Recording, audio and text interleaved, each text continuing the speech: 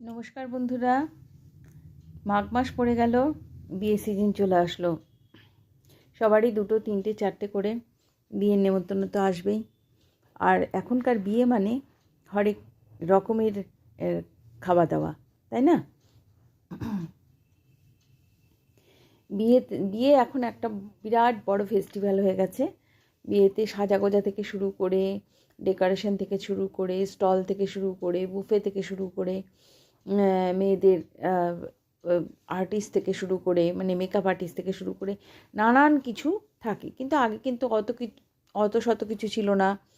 সাধারণভাবে বিয়ে হতো, পাড়ার কাকিমারা এসেই সাজাগোজা করিয়ে দিত, তো পাড়ার ক্লাবের দাদারা এসে সার্ভ করে দিত, কত দিক থেকে পয়সা বেঁচে যেত। আর সেই বাজেটটা এখন কিন্তু মধ্যবিত্তের নাগালের বাইরে চলে যাচ্ছে দিনকে দিন, তাই না?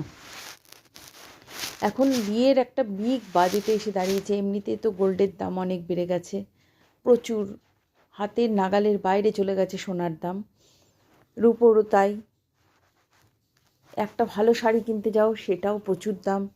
তো সব কিছু মিলিয়ে একটা বিগ বাজেটে এসে দাঁড়াচ্ছে যে কোনো একটা বিয়ে। তো সেই সেই মতো আর হচ্ছে মেনুও ঠিক সেইভাবেই সিলেক্ট হয়। সবাই একটা খুব বিরাট মেনুর একটা আশা করেই বিয়ে বাড়িতে যায়। খুব সুন্দর সুন্দর নানা রকম স্টলে নানা রকম স্ন্যাক্স থাকবে, ড্রিঙ্কস থাকবে, নানা রকম কিছু থাকবে। তারপরে খাওয়ার হলে ঢুকে ফার্স্টেই চোখে পড়ে মেনুতে চোখ বুলিয়ে নিয়ে দেখা যায় যে কত রকম, কোনোটা বা কেউ খায়, কোনোটা বা কেউ খায় না। অথচ খাওয়ার টেবিলে বসলে কিন্তু অনেক সময় লক্ষ্য করা যায় যে অনায়াসেই যারা যে খাবারটা খাচ্ছে না, পাতটা পরিষ্কার করবার জন্য সেই বাটিতে ডাম্পিং বাটিটায় যেটা থাকে, সেই বাটিটা ক্রমশ পাহাড়ে পরিণত হচ্ছে।